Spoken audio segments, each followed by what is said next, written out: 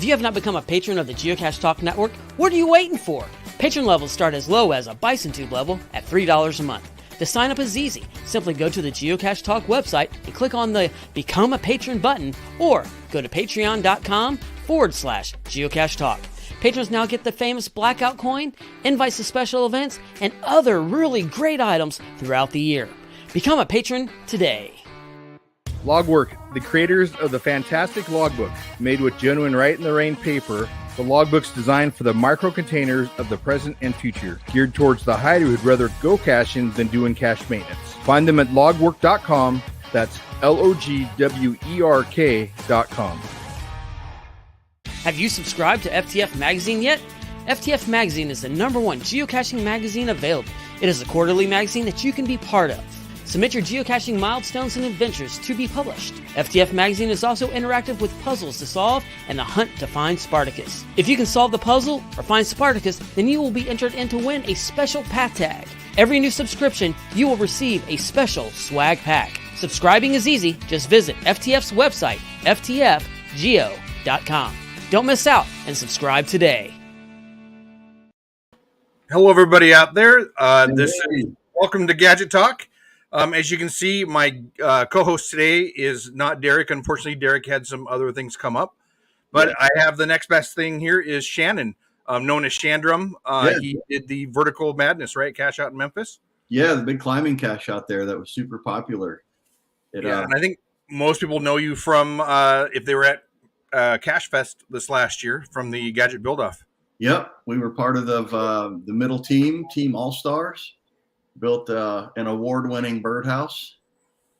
Yeah, and I think that's kind of how you and Derek kind of came, or the thought behind this podcast about mechanisms is the mechanism you built for that birdhouse was really cool.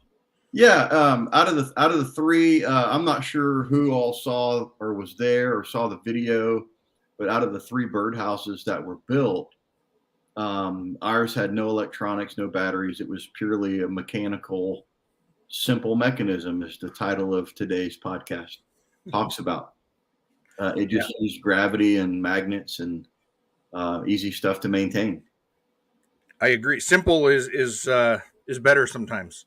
You know, all the fancy electronics and Arduinos and lights and buttons. I've said this many times on the show. I get more favorite points from my basic caches that have no electronics, nothing, just the basic ones that I have, than I do with the ones that I've spent thousands of dollars or $1,000 on it. And, you know, it's really cool, but I get more favorites from just your basic caches. Yeah, for sure.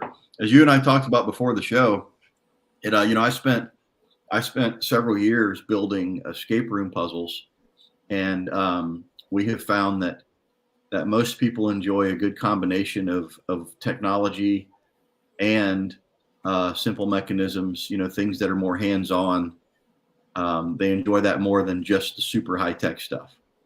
Something they can push a button or put a key in, or that dexterity feel, put their hands on it. And I think people really enjoy that, where an action gets a result rather than trying to figure out some complicated electronic puzzle. Yeah, I agree. Honestly, when we were talking, I'm a handsy, touchy type of person to solve puzzles. Yep. And so when you get some of these fancy things where you don't have that, I would almost rather try and play with something and mess around with it to figure it out than to actually have to figure out a puzzle, a physical, or a puzzle in your head that you have to then answer on a keyboard or anything like that. Right. That's cool. Yeah, it looks like a lot of people are tuning in. Hey, who is that? I'm using some executive privilege. I have a question for you. Okay. You built Jester's Revenge, right? Or you were part of that? I was part of a rebuild, and I maintained it for 3 years. So okay. I know everything about it. For everybody, sorry, I didn't hijack. I was just going to mention what it was in case they weren't there. Yeah. Go ahead, Gary. Jester's Revenge was one of the ones in Memphis, one of the escape rooms, but we had such a ball doing that, because that's exactly, Chad, if you ever get a chance to do that one, you guys did the real high-tech Jurassic Park one. But the ones that there was several cool parts of that one that was low tech. So we had a heck of a time, and I could see where you could make this into a gadget cache on a micro level, but we were trying to putt a ball into a hole that you can't get to. Yep. And if you miss, the ball would roll back down to you. So anyway, I thought about you while we were doing that, going, dang it, it was Shannon set that thing up or something, because it was fun, but we were like, somebody hit the putt. We got to get this thing going. Yeah, we just got that idea. A lot of the games in that room are based off of carnival style games. Yeah. And so that particular puzzle was based off of just a putt, a mini golf type scenario where you just have some kind of a tricky little path that you have to get the ball down and into a hole. And there is a bit of high tech in that puzzle, though, because once the ball goes in the hole, it electronically triggers the next thing to open or activate. Oh, right. So, and that's done. It goes into a series of PVC pipes underneath the carpet. Oh, wow. It funnels the ball to a certain area that has a proximity sensor. And when it's a little infrared sensor that when the infrared signal is broken, right, it triggers the next thing. And the only thing that'll break it's the ball coming by. Correct. So the ball sits in the field and breaks the infrared signal. Yeah. So that's what activates the next thing in that room. Oh wow, man! We need a Jester's Revenge Gadget Cache. Yeah. Show, but all right, I'll let y'all do your thing. Sorry. Cool. Have fun. No worries. Bye, y'all. Yeah. So Gary's here just in case I mess up. You can jump in and in case I drop off or something. So Derek's normally the producer, so I'm not used to driving everything here. So I appreciate it, Gary. So yeah, that Jurassic Park one that we did, there was actually a couple things on there that I saw that I actually almost made into part of a puzzle for this event last week in Vegas. But I won't mention it because I might actually make something like it later on here in the show. Cool.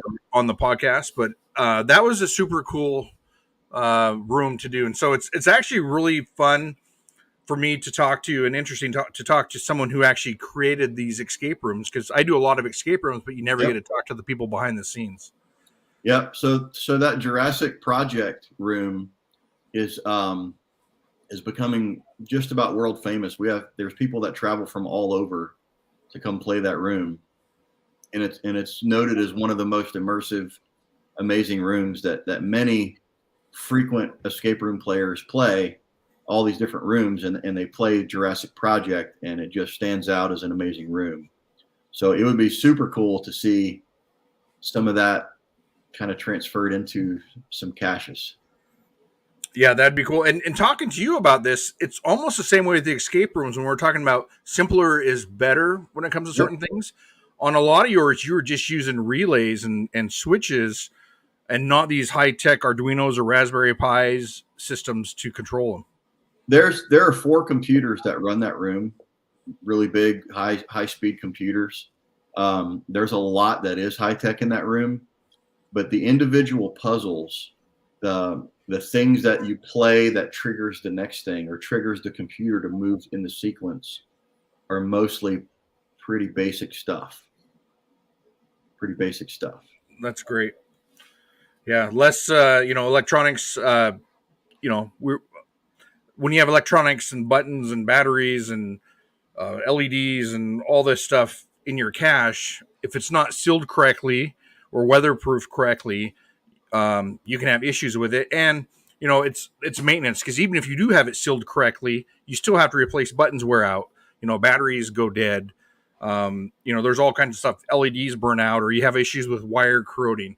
So at some point with all these higher tech ones, you have to go back and maintain them, versus a pretty basic mechanism could last for years and years and years without having to touch it. Right. I mean, ultimately, you're trying to make a great experience for the user, for the cacher that finds that box. You want it to be a great experience for them. So you have to make it where it's interesting and fun, but you have to make it also fun and enjoyable for the owner or the person that maintains it as well. I just So hey, that just reminded me, I probably should silence my cell phone. That usually happens to me. Usually it's a capture call. ring and kick me off. So, Pizza Ninja here was saying that I wish I could have seen behind the scenes video of how the escape rooms were made. Those are so cool. Yeah, there's a lot of trade secrets there. We even have other escape room owners and other escape room builders that come play our rooms, and they're like, "Hey, man, we want to see how you did it." But there are things that escape room company does. They just try to keep it a secret. They've developed a lot of their own techniques, and the way that they use relays is kind of proprietary in a lot of the setup and the functionality. And we have a guy that works for the company who's a programmer, and any of the things that are run off computer, he does all of his own coding, and he writes everything from scratch. So it's just kind of a unique build. Yeah. And I imagine something when you're coming up, just like when you're coming up with a cache and you're kind of coming up with an escape room, is you kind of want to know how long you want the experience to be, right? Because you got to think about all these things that's going on. Of course, I guess in an escape room you're timed, but you still don't want to make a puzzle so impossible it's going to take up most of their time to do. Right. So we did it long enough to know that, an hour is the limit. And so each puzzle is sort of designed to take up a certain amount of time, and you just have to do some math and some mapping out of the process so that an average person can solve it. The idea is you want them to solve it, just like if you put out a gadget cache. I mean, you want people to solve it and to get in and be able to sign the log. You're not trying to make it so difficult to where you just get a bunch of DNFs because people can't get through it. Or someone trying to take it apart just to get to the logbook. That's the other thing. Because people will do that. A newer cacher, if someone finds it that, a muggle, they're going to get in that box one way or another. Yeah. Yeah, I had someone that actually this weekend, today, we're at the airport waiting to fly home. Someone texted me for one of my caches, and I think 8 feet up on the wall I have a box that keeps a battery in it. Yep. They have to use a ladder to get to with a bolt, and he was up there trying to unbolt that. But luckily I have a security screw on it, but I'm like, no, it's not going to be anywhere. You don't have to climb to get it. It's not even it's not even close to what the description has. So, but yeah, you got to make sure you keep them so that people can't get into them, or make them easy enough that they don't get frustrated. And that one's probably one of my harder ones. Yeah. Looks like Adi Olson is asking if that's a Hypershock tire in the background. Oh yeah. So if you follow me on Instagram or Facebook, I was in Vegas all week for a big scavenger hunt event. And so, of course, while you're in Vegas, you got to go to BattleBots. So we went and did BattleBots, and this is one of the torn up tires from Witch Doctor on Hypershock. So it was kind of cool to come back with a souvenir from the BattleBots. So I would definitely recommend it if you go to Vegas. Go to BattleBots. I thought that'd be pretty cool in the podcast room. For sure. Yeah. Okay, so I know on the podcast we mentioned talking about mechanisms. Yeah. Which is a system of parts working together is what a mechanism is. Yep. And we were talking about high tech, low tech. It doesn't have to be anything fancy on that. And we're going to go over a little bit about mechanisms. Unfortunately, we didn't have time to make any samples or build anything. Sure. So we're going to have Shannon back late on another podcast to actually show us how he did a few things. Maybe the one that you did in the birdhouse, something simple that anybody can build out there. So, but we'll talk about a few things on the mechanisms, and then we're kind of just going to talk about caches and how you come up with ideas, how hard to make them, all that. Yeah. So and that was one thing that I just got back from in Vegas was making them for the scavenger hunt there, they're non-geocachers, right? It's for the casinos. Is how because it's 105 degrees outside. Right. How long do you want the people out in the sun? You know, Correct. how long do you want the experience to be? There's 700 people finding these, so Right. they got to go through it pretty quick. And so that's one of the tough things when you're building a cache on how long does it take. And for me to judge that, it's kind of tough because when I built it, it's easy for me to figure out. So then I have to take it to some friend's house or whatever and have them try and figure it out. Do some beta testing. Yep. Yeah, exactly. And then make sure everything works. And so that's something to think about when you are building your cache. Where's it going to be? The location? Is it going to be undercover? You know, how are you going to mount it to something? There's all kinds of stuff to think about before you even start with the mechanism or what you're going to put in the cache. Mm-hmm. Something that I like to do is make sure it blends in. You know, if it's going to be on a wall next to, conduit, is it part of a conduit to find the puzzle? Is it, an electrical box, anything like that? The ones that I did, some of them I did for Vegas was going on telephone poles, and they just wanted wooden birdhouses, is what they told me. Yeah. I don't build birdhouses typically. But how do we attach them, right? Because we don't own the birdhouses, or not the birdhouses, but the telephone poles are property of whatever company owns it, power company. So I wanted to put straps around, around the pole. So what I came up with, and I'll just show, I brought one out, was this is one of the ones that we used. I ended up just routering in slots here, and we wrapped straps from the inside around the pole back on the inside, and we tightened it up on the inside so you couldn't see the mechanism to take it off. Yeah, that's cool. And there's 2 slots for them, so that worked really well. And then it does have a mechanism, but a 12-volt latch that opens it when you complete the puzzle. But nice. That was an interesting one to figure out the puzzle too, because the puzzle they had was some people figured it out in like 30 seconds. Yep. And some people were there for 45 minutes. Yep. So it was very interesting, trying to figure it out. And everybody's brain works different. Yeah, absolutely. If you have more of a methodical kind of a brain that is very logical and you look at all the details and you build a cache and someone finds it who doesn't have that exact mindset or that strength, maybe they're going to spend a long time trying to figure it out. Where if somebody has the same skill set that you do, they might figure it out quickly. We definitely found that out in the escape room world, because we'd have people that would come in and they couldn't figure it out, and it would take a ton of hints to get them through a puzzle. And then the next player come through and just, zip, zip, zip and bang right through it. And it was easy. So that's always a challenge, is finding something that fits multiple people's skill set and personality. Yeah, it is. And I obviously, part of me being there is I go around to all the caches and make sure they're working, so there's no issues.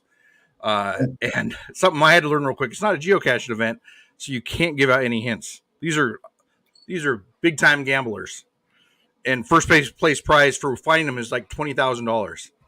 Oh wow! So you can't give any kind of hints or do anything.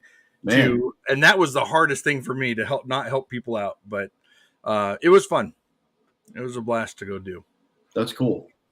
Yeah. Very cool. Yeah, geocaching would be different if we had cash prizes for finding puzzles. Oh yeah. They got super competitive. It was fun. Yeah. Way different than geocachers. That's neat. Yeah, it was cool. So we can talk through. I think you guys showed some pictures or videos of the birdhouse that our team built last time. Yeah, let's see if they're on here. I think I emailed those right to Derek, but I believe I'm on my phone, so I can pull them up here if you want to talk about, maybe if you want to talk about what you look for and how you keep caches dry when you're making them. So the easiest thing to do is to try to mount the cache in a place where it's not exposed to as much weather. The sunlight, UV rays can destroy a coating and can destroy wood. Obviously, rain and moisture can affect what you build. So if there's a place that you can put your cache where it's protected under a cover, or maybe even build some sort of a structure with a big cover over it, if you have the space to do it, to where the actual cache, the working part of your cache is protected, that would be better for the long run. But if it's going to be exposed to the weather, then you certainly need to think about using paint or coatings or something that's going to completely weatherproof that wood. And just like on your house or any other thing that you paint or caulk or anything, it just requires a lot of upkeep and maintenance. The wood swells, the wood shrinks. So anything that you do, whether it's moving or, there's a pin lock or something, it has to be durable in that condition where the cache is going to change. You're still digging. Yes, I found it. I'm sending it right now. Sorry. Awesome. So the birdhouse, the birdhouse that we made, and again, it wasn't necessarily made to just go right out in the wild. We just had a short amount of time and a limited amount of resources to come up with a competitive situation to build a cache like that. So that cache had, the wood wasn't weatherproof, and we built it to work in a room that was climate controlled. So when that cache goes out, it'll certainly need some touch ups and some weatherproofing to make it durable out in the wild. I see that Diana is asking what kind of protecting. So again, just think about your house. Your house is built with wood that is not necessarily weather resistant, but you prime it and you paint it so that water doesn't get in the wood. And then any of the gaps where two pieces of wood go together, you're going to want to caulk those joints and make sure that it's very, very weatherproof. After you build your cache, if you'd be nervous to spray it down with a water hose and it's going to be installed outside, then it's probably not weatherproof enough. So always think about the worst case scenario or overdoing it. So Dire Wolf is asking about putting vinyl siding on a birdhouse cache. You could, if it were sealed up and installed properly, that would be a great protector to keep water off of the wood. As long as, again, it's where the openings where parts move, all of the insides and all of the edges, all of that would have to be protected in the same way. Okay, so this is the one that you made. Yep. So if you want to talk a little bit, so we kind of went over this, Derek and myself, last episode, I believe it was, last show were on. You had to find the correct numbers on there that were with UV light, and then it opened. And unfortunately, this is the only photos I have of that cache that you made. There's numbers all over it. And again, so to weatherproof that cache, it would need some sort of an epoxy or a heavy clear coating that would protect the wood and the stickers. On the bottom of that birdhouse cache, there was more stickers and more numbers, and those were highlighted with UV ink that in your investigative stage of looking around those numbers, you would have gotten a clue, by the way, and that you needed a UV light to do this cache. And so those numbers on the bottom would give you a set of numbers to open up the initial lock, which opened up the front door. I know you don't see any hinges. It doesn't appear that it opens, but that door was built on a slide mechanism. So when you open up the lock, the front door would just slide down, revealing another compartment inside. Again, it's a simple mechanism. There's no moving parts. There's no hinges. It's just a piece of wood sliding in a channel. So that made it a lot easier to maintain long term. There's nothing that that would break in the regards of a hinge or a mechanical piece to speak of.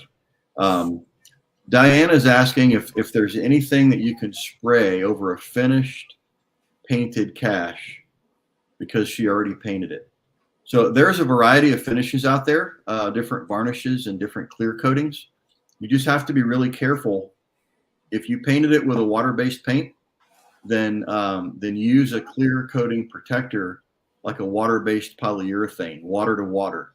If you use an oil-based clear coating, a varnish or a heavy shellac, and you're doing it over a water-based paint, you could damage the finish for sure. So that's one thing that you could do to that cache.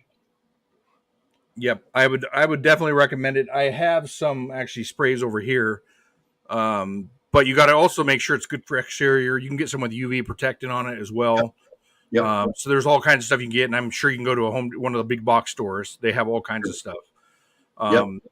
And a lot of that, if you paint it on the side, you do some smaller coats. Even if you don't spray it, you paint it. Usually the paint lines, the brush lines will level out mostly. Right. It depends on how thick the material is and how thick you're putting it on. Yep. There's also some liquid rubber spray that's clear. So it's not super clear like glass. It's a little bit opaque, but you can definitely see through it. And so it puts a pretty durable rubberized finish on something that would be waterproof, and then you could also still see through it and kind of give it a cool bumpy texture. Oh, that's cool. Huh. Yep. Does that rubber, have you seen any cracking from shrink, expansion, and contraction in the heat? Not really, again, but it's something that you have to maintain. It's not a spray it once and then you're done forever. Mm-hmm. They definitely have to be maintained. But what's the company? My mind is blank right now. They sell that liquid spray. I know what you're talking about. They sell it for roofs supposedly and flashing. Yep. Is that the one they show the somebody comment if you know what it's called. It's in a can. You spray it on. It's a rubber coating that you can apply to things. Trying to think of what it is. I can't remember the name of it. I think I even have some. Flex Seal. There it is. Yeah, there you go. Flex Seal. I just Googled it. Yeah. So Flex Seal is available in clear. So you can use that to seal up some stuff too. It works pretty well. Yep. And you can get it. It looks like it's about $15 at Lowe's. Yep. So and you can get it in a spray can, or you can get it in a brush on can. Yeah. But you just have to be really careful. Like if you have a box that has a door that opens, you would want to Flex Seal. You'd want to build it with enough tolerance so that if you add some sealant to it and it makes the dimension a little bit bigger, that it's still going to work. So don't spray it in the closed position and let it dry, because then it's not gonna open. Yeah. Yeah, and so that's one more thing to think about, right? Is weather. I was talking to you beforehand about the weather and expansion and contraction. So when you build something with cedar, yep, it's going to swell when it gets wet. That's right. And so you got to think about the tolerances around doors and hinge everything. What's going to happen? Same with heat. So when I built these, everything when it heats up expands. And so when I built these, I actually had to make sure the doors down here had enough of a break in them, or a seal or a crack in them, that when the acrylic expands, it doesn't swell shut or wedge it shut. The other thing I had to do on this, just to test it, was I kept heating up the hinges. So this is acrylic down here. Yep. I heated up all the acrylic in the hinges to make sure this sits in here. If you see how I make my birdhouses, everything slides together. Yep. I needed to make sure that the acrylic didn't expand and the hinge pop off, because it's glued on. Right. And the glue technically melts the plastic together. Correct. But I'm nervous that it could pop the hinge off. But I heated that up with the heat gun for a long time and never had an issue. So stuff to think about when you're building a cache. Right. Otherwise, you'll get people that just want to get into them with a screwdriver, and they will, man. It doesn't matter how well you put in your description to that extra tools aren't needed and don't be rough with it. And man, people are just they're people. Yeah, and they will break your stuff. Yep, they will. We got on 40 minutes before the show when we were talking. So, like I said earlier to Shannon, I have 4 cameras on 4 of my caches. Mm-hmm. I have cameras on 4 of my caches. That when someone goes up to them, it lets me know that there's someone there, and I'll watch them. And on one of them, I've seen the puzzle is fairly difficult, and I've seen people try and bypass the puzzle, and I just have to go on the camera, and with the camera you can talk through, tell them, nope, you need to find the puzzle the right way, or you got to find the cache, or no cheating. And they get really surprised. And only once I've had someone shut it up and leave, and I think he was just embarrassed that he got caught. So, but so far, having the ones with the cameras on them has been very helpful. But you will find people that will just don't have time to complete your puzzle, or in a hurry, or want a quick park and grab, or whatever. That's right. And they'll just get into it no matter what. Yep. Yeah, I've literally seen people that they see the difficulty rating is really high. If they take the time to read the description, it talks about that there's some process to complete this cache. And then they get upset when they get there and they can't just pop it right open and get into it. Yeah. And, I've gotten comments about it's unfair. It's, my kid's 4 years old, and if they can't do it, then it shouldn't be out here. And oh my goodness, I've gotten some crazy comments on some of my technical caches. You don't have to find every cache. If you don't want to find a puzzle cache or a gadget cache, it's too hard. You don't have to find it. It doesn't say anything in the rules that you have to be able to find every cache. That's right. Otherwise, you'll get people that don't scuba dive. They can't find a scuba diving cache, or whatever. Don't mountain climb or rock climb. Yep. I had an interesting story about on Vertical Madness. That's a 5 difficulty cache because it requires climbing gear. And it's very well stated in the description that it's 80 feet in the air and it requires climbing gear. And I have people all the time that will walk up to the base of the tree and look up and see the ammo can. And then they say that I found it. They'll check off found it and not actually sign the log, but then get upset and get offended when you challenge them or go to delete the log. It's just crazy. People are people, Sparky. Yes, they are. Yep. Yeah. Well, they found it, right? They just didn't sign a logbook. I see it way up there. I found it, right? Yep, they found it, but they didn't sign the logbook. And it says even in my description that in order to claim a find, that you have to complete it. You have to go the distance. You have to complete the cache. I believe that's the rule on geocaching. You have to sign the log. It is. Yes, it is. So I'm excited that cache is back up and running. It was down when Cache Fest was here a couple of months ago, and I had a lot of people that contacted me that wanted to do it, and we weren't able to because the park that it's in sustained some major wind damage, and it was closed because of hazards. I thought I was going to have to archive that cache, but it's still up and it's still active, and it is ready to go again. If anyone is in the, within 2,000 miles or so of Memphis and they want to give a swing by and give it a try, I'd be happy to host them, and I'd be happy to get them up that tree. Nice. Yeah. So Eleanor survived the storms, huh? Eleanor survived. The 2 trees that surround her did not. The landscape is quite a bit different. But Eleanor survived the storm. Nice. So next year, if people are on their way to Cache Fest in Oklahoma, they could actually maybe book a time with you to find Eleanor or find the cache. Yeah, Eleanor is the name of the tree. Yeah, that the cache resides in. Yeah, Pizza Ninja says that I Spy and geocaching are 2 different games. That's for sure. Just because you see it, it doesn't mean that you accomplished it. And Jeff here, he was at, I think he found it last year at Cache Fest. He was at the first Cache Fest and last year, and he did a full, He did a full video format. He recorded everything. In fact, I had my drone up for a while, and he had his drone up, and we were dueling. We were battle botting our drones for a little bit, and so it looks like that's going to be his next long form video. So pay attention. If you don't follow Catch the Line, you need to subscribe to his channel. It's awesome. He's got some great stuff. Catch the Line. So his next video looks like it's going to be a full coverage of that cache. That's cool. Yeah. I'll look for it. Yep. I'll look for it. Yeah. Excuse me here. Sorry, I had something on my throat. I'm going to I have some of that Flex Seal, I think, outside, but it's black. I'll have to get some of that clear Flex Seal at some point.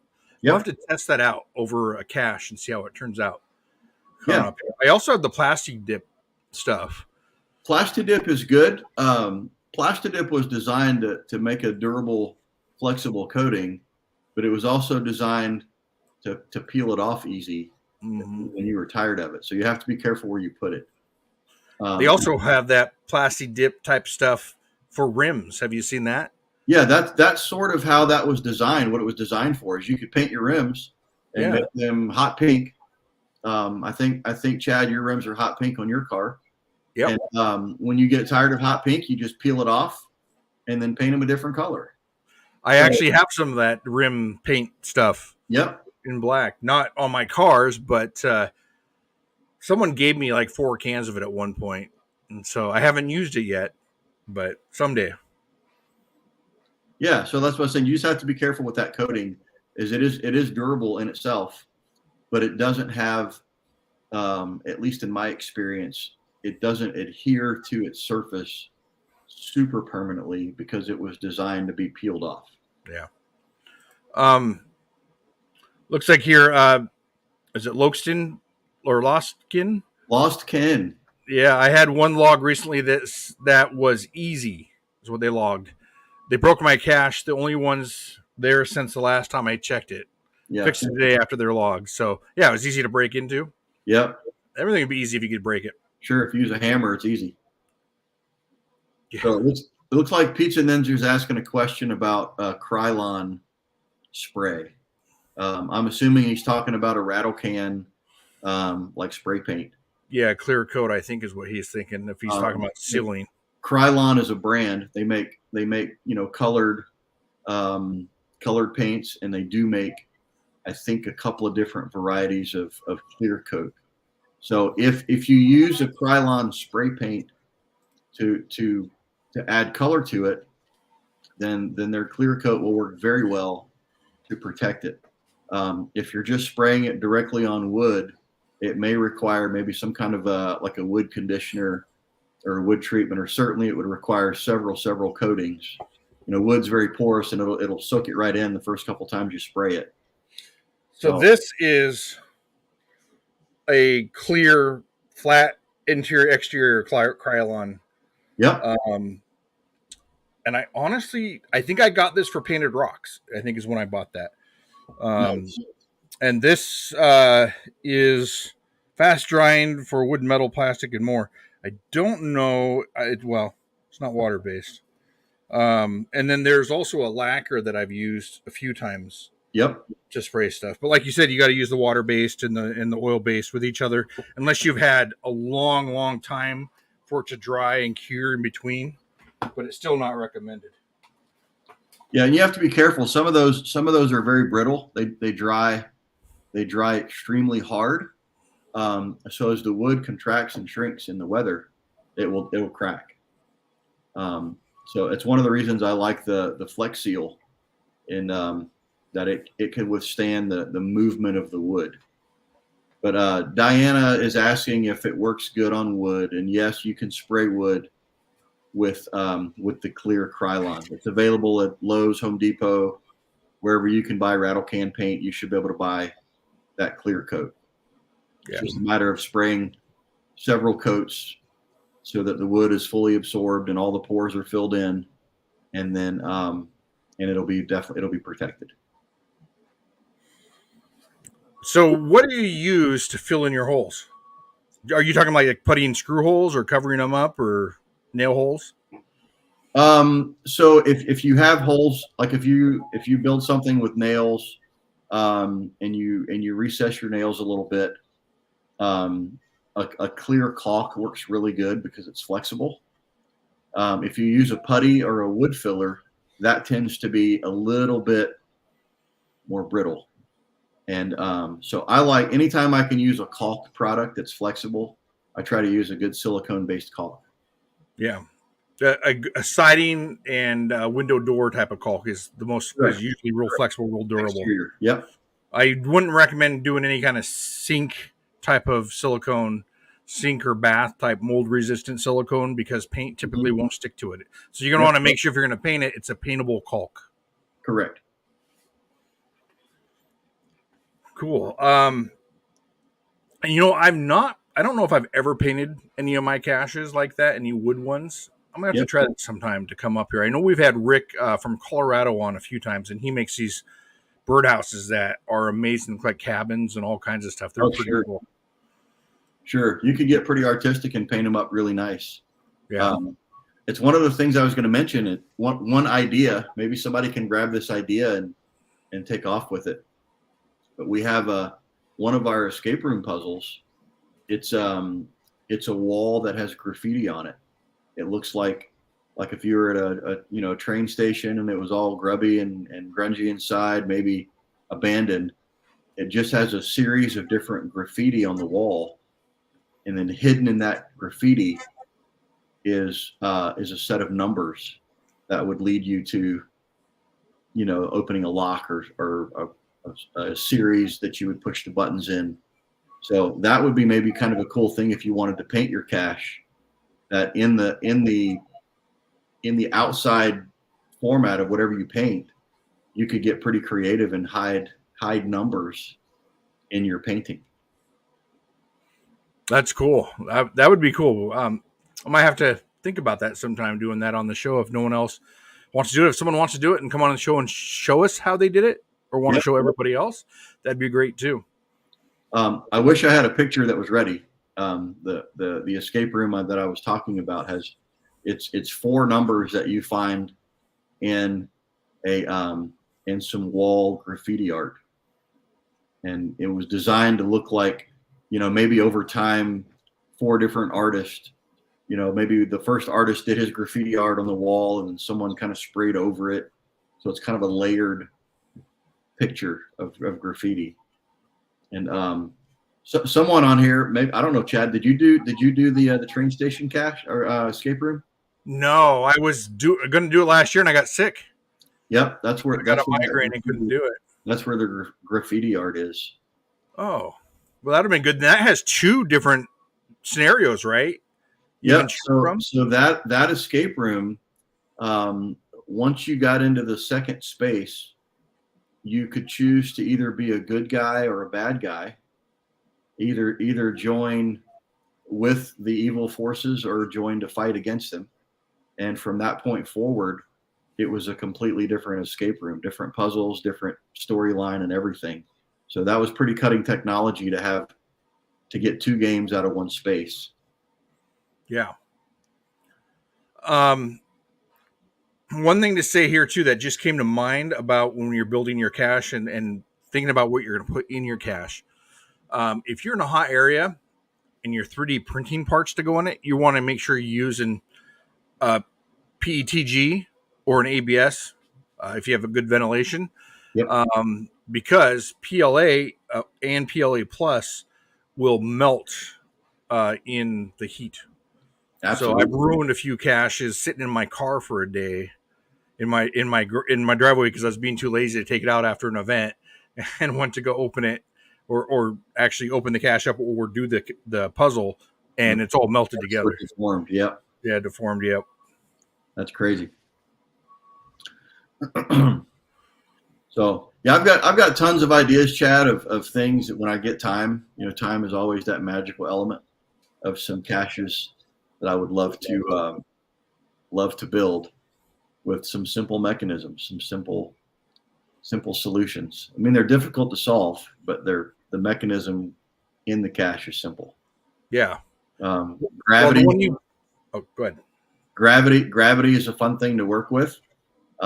Maybe the lock inside of the door is a pin that moves when you have to turn the cache to a different direction. Maybe that cache is on a rotating base, and rotating that cache upside down might release a lock. It's an idea to think about. Maybe it's a centrifugal force type lock. Many of you guys have seen the little boxes to open it. You got to spin it, and the centrifugal force makes the pins go out to release the lock. So none of those things require batteries. That's the cool thing. Yeah. I think Derek actually did a birdhouse where you flip it upside down and it opens up. Nice. If I remember right. I think I saw that on his channel. I'm not 100% sure, but that'd be cool. Yeah, if you make any of those come on in. The one where you spin it, I think the box where you spin it and use the force to open it, that would be cool. The only issue that I would think of is you'd need to have a place to spin that somewhere around there. Maybe, because you typically put it on a table, right, and spin it. Yeah, it has to be a flat surface. Yeah, something flat. Mm-hmm. So maybe have a flat top to your birdhouse or something that they could spin it on, or a shelf inside. Yeah, I mean, something like that with a centrifugal lock, I think that it would need to be a secondary box that you maybe find in the birdhouse cache. Again, if people are going to be able to take it out and hold it, they're going to drop it. They're going to, bounce it in their efforts to open it. They're going to try different things, shaking it, bouncing it, banging on it. So it needs to be a separate box that you have that, that little centrifugal mechanism. So it looks like people have caches out that you turn upside down to unlock it. That's really cool. Yeah. Sorry, I'm just reading anything here coming up. I'm not a fast reader, so that's okay. Yeah, that's great. I'm looking forward to it. And one thing that I've seen a lot of caches on, and this is why I haven't used this product on the podcast, is just a gate latch for a mechanism. You could use a balloon to open it, to hit the lever on it to open it. Yep. I've seen people use a straw or a stick you got to put in to open it. There's all kinds of things, or pull a string, anything like that. So yep. when you're talking about a mechanism, that's a really popular one to use and not very expensive typically. That's right. Just a little push latch that happens from the inside. Yeah. So yeah, a stick, you can have a whole bunch of holes in your cache, but only one of them is access to the right spot. You've got the ones where you're trying to fish out a key or a film canister where there's multiple holes in a tube where you fish it up with chopsticks or something like that. That could be a cool element to have on the side of your cache to access another stage. Just anything that would be a physical moving mechanism. I just like it because you don't have to maintain it as much. Like the batteries don't wear out, the light bulbs don't wear out. It's going to be a lot more likely to last a long time, and they're super fun because they're tactile. You got to feel them, touch them, move them, and a lot of people enjoy that. Yes, and that's what on this one, this latch, 12-volt latch. When you're talking about one with a bunch of holes and you put in a stick or something, originally on this, what I was going to do with one of these, and I mentioned it on the show and just never got to it, is this: if you don't have any power, if you push in on this latch here, it will actually pop the door open. I don't have the latch to go into it. It's somewhere, I don't know where it is, but anyway, so if you could line this up somewhere to where you would actually poke right on it with a stick, so you could do tubes, you could even 3D print or drill in some wood to make it really simple. As long as they touch that, it would unlatch and open a door, and the door would pop open, go flying open.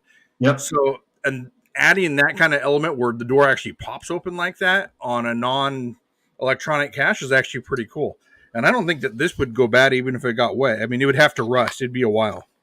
Yeah, that's really cool. Put like a little bit of an internal spring that would give that door some pop. Yeah, well, this does it automatically. It's got a spring in it. It has a spring. It's spring loaded, and it Nice. pops open.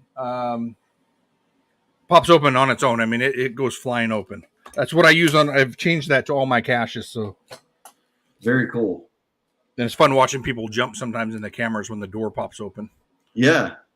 So it looks like GCD SK11. He said he's getting some really good ideas tonight. What's your favorite idea? Just let us know what you've got from tonight, the show tonight, maybe that you'll try next. So I'd love to hear about it. Yes, absolutely. And if anybody else has ideas, let us know. Bring it up. We have about 10 minutes left here to ask Shannon any questions you want. I mean, he's the master, escape room builder here. So, it'd be wise to take advantage of his brain while you can. Yeah, I just think it's cool that the same concepts can go from one hobby or one game to another. The same ideas and the same really cool things that we use to build great escape rooms can be used to build great and fun gadget caches as well. Yeah, absolutely. And just to bring up here, since we only have 10 minutes left, or 9 minutes, if you subscribe to Make Magazine, or if you don't, this month you have Chad Tricasius and myself in the magazine. And I think it's the first geocaching edition of Make Magazine, the first time geocaching has been put in there. So if you have a chance and you want to take a look at some cool caches, I would either subscribe or go find a bookstore and pick up that magazine. Cool. That's awesome. So also the GCD SK11 said the powered latch Chad was just showing, never thought of using it without power. It's something years ago that I talked about doing on the show and just never got to it. So maybe I need to put that on my list to get to here. Yeah. It's just, I'm sure it's a bypass mechanism where if you lose power or the battery dies, you can still open whatever it is whenever it's used in a situation, wherever it was designed to be used. But yeah, to use it as a mechanical latch, I think is a really cool idea. Yeah. Really cool. Some stuff here. Scooby Loves Poo says the spinning cache and using paint to hide the numbers. I have an idea for a variant of that using red lenses. That'd be cool. If you make it, post some pictures of it. You can send them to gadgettalkpodcast@gmail.com if you want us to talk about it, or you can come on Yep. for a whole show or a part of a show and just talk about it and show it off if you want. Yeah, that would be really cool. Yeah. The red lens would be cool. You just have it would just look like a whole bunch of stuff that's, not usable or just confusing. And with the right colored lens, you could see what you needed to see to solve it. That would be really cool. Yeah, one thing that I've wanted to do for a while, and I've mentioned it, is use polarized lenses to be able to see a puzzle. I've done a few caches like that where you got to use a polarized lens. That's really cool. Chad says that rotary latches are a nice latch also. They come in different direction actions to trip them. That'd be cool. Chad, if you think about it, maybe you can come on and show us those or show the listeners one of those. And Scooby Loves Poo said that they will work on the work on that. Let us know. The spinning one, yeah. Let us know. And then the name of the magazine is Make Magazine, MAKE. And I believe it's the August. I haven't received my copies of it yet, but I know Chad has, so he might know off the top of his head. I don't even know I looked for it the whole time I was in Vegas. Couldn't find it at any airports or anywhere. So I don't know what the cover even looks like. Not on the bestseller list? Small. It's a small magazine. Yeah, that's awesome. Yeah. That's awesome. But it's fun. It's really cool.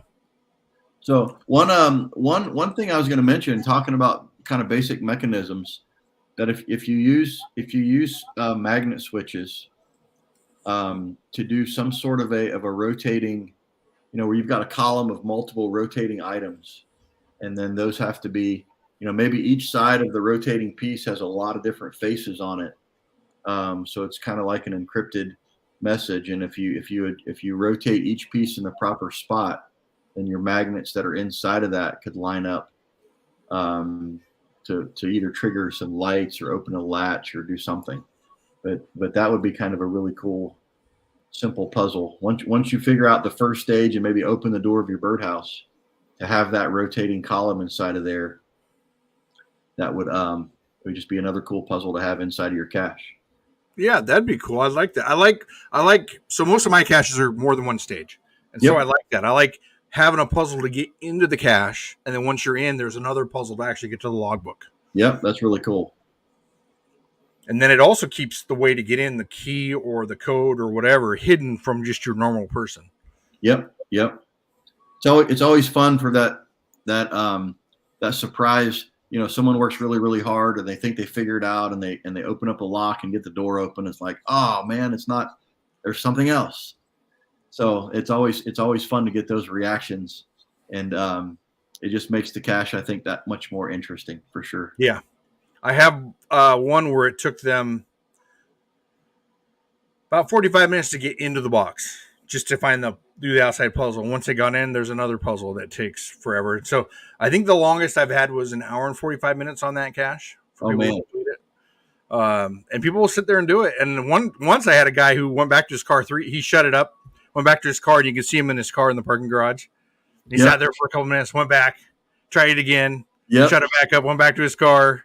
Oh my goodness. So I think he was like, I'm done. And then he got back to his car. He's like, I got to complete that. I got to get it done, and went back. Yep. So new idea or something else. Yep. Yeah, awesome. Exactly. Probably had to go back and sit down and think about it.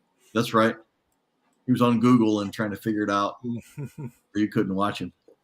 TikTok. There's someone on TikTok that actually has given the whole thing away.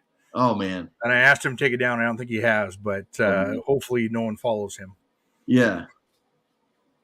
Yeah, man, I've got so many ideas. You know, you figure every escape room has 10, 15, 20 puzzles in it.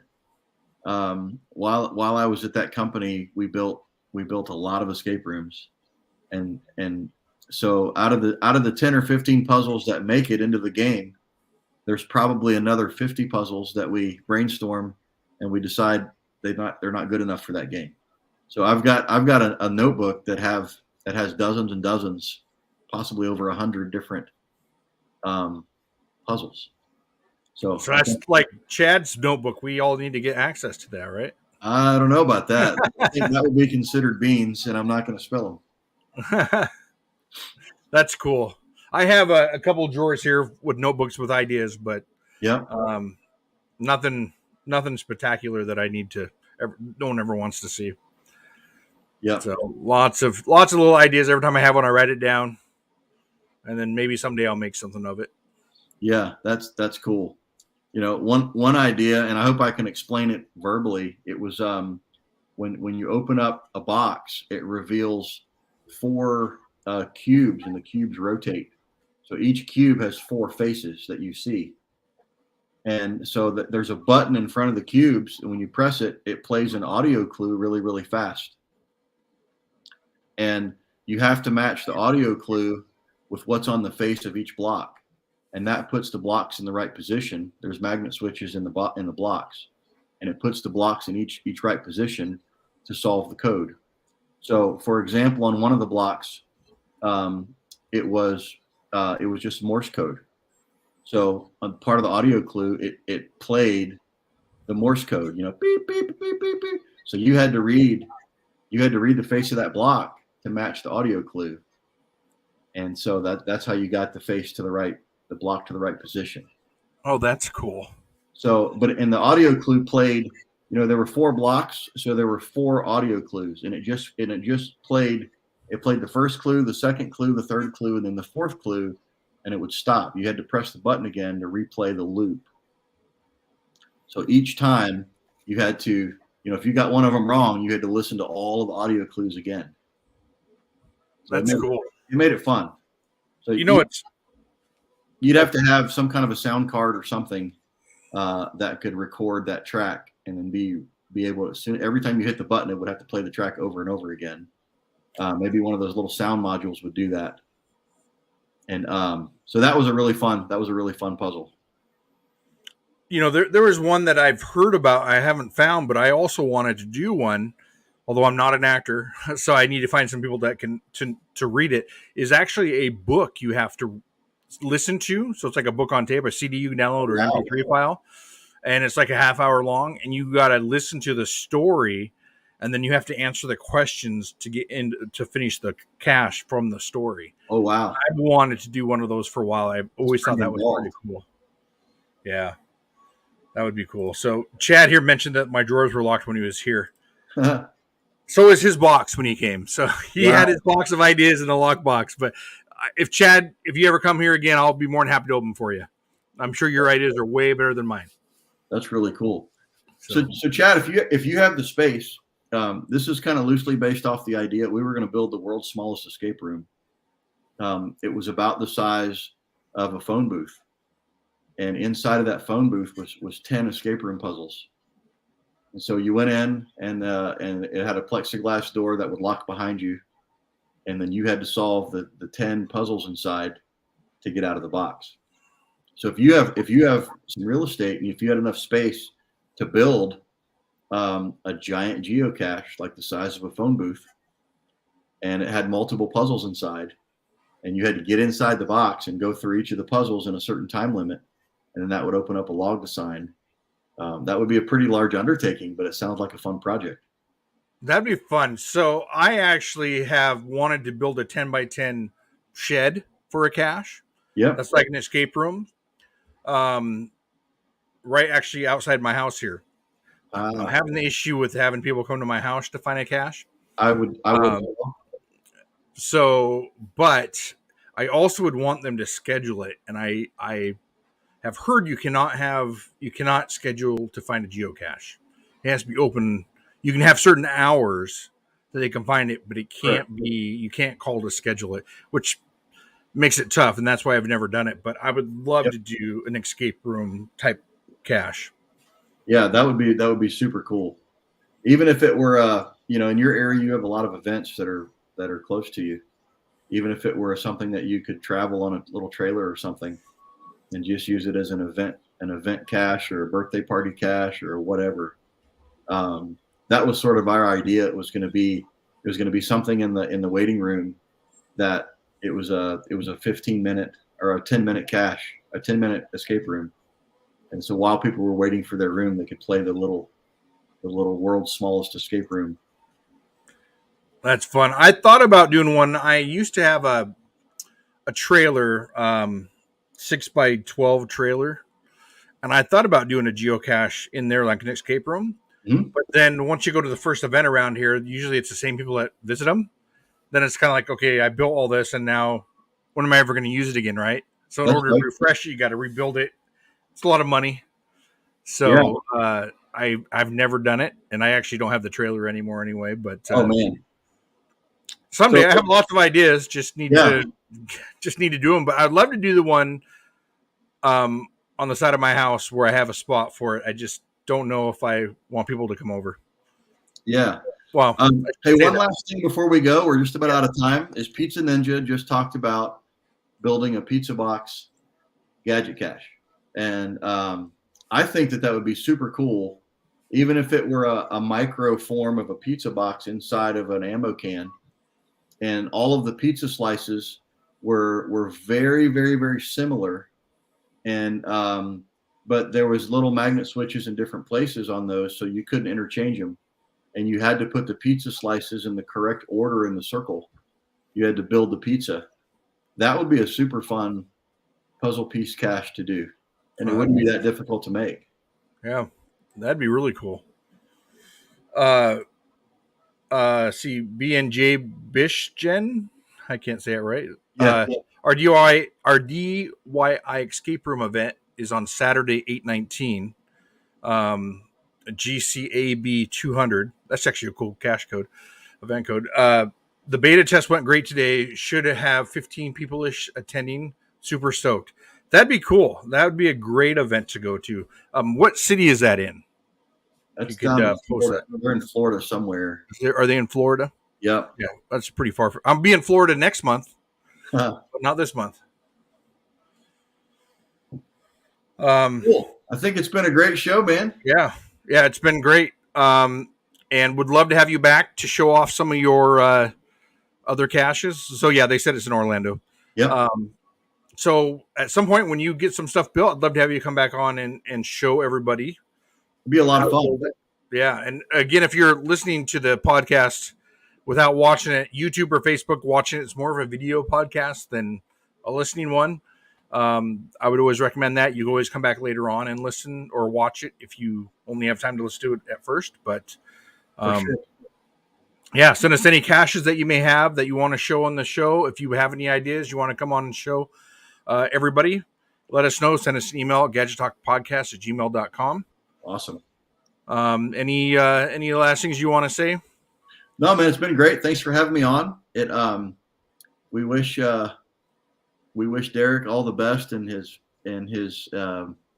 family troubles, and he'll be back, I'm sure, in the weeks to come and fill in. I was glad to come on and share some ideas and to help get through this show. It was a lot of fun. We'll do it again soon, I hope. Yeah, that sounds good. So we should be back, I believe, and Gary might be able to count on this. I believe in 2 weeks. 2 weeks, awesome. Is 2 weeks. We'll be back. So yeah, we will see everybody in 2 weeks on the show. 27th. Yep. Awesome. All right. Great. Thanks, Gary. Thanks, everybody. See you guys. Great. All right. Guys. Bye-bye.